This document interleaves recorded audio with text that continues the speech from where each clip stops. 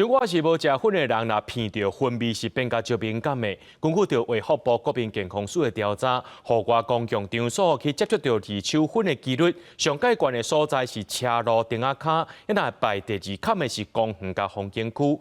尤其是公园呢，是袂少民众去遐散步运动的所在。若闻到这二手薰味，会互人感觉真恶杂。彰化县卫生局今日和彰化市公所合作，联合着社区村里长成立无薰公园辅导小组，去到公园内面宣导禁止食薰的政策，也特别提醒观众朋友，若种违法食薰，会当罚2000到1万。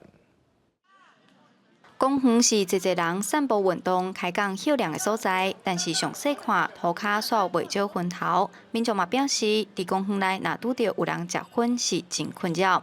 咱家己无食薰，啊若闻到的时阵，对咱的健康嘛有所害。空气也好啦吼，啊为着咱的身体嘛好啦，希望嘛较袂感染。对啦。根据卫福部的调查，户外公共场所的二手薰暴露率上悬的是车路、顶仔骹，排第二的就是公园加风景区。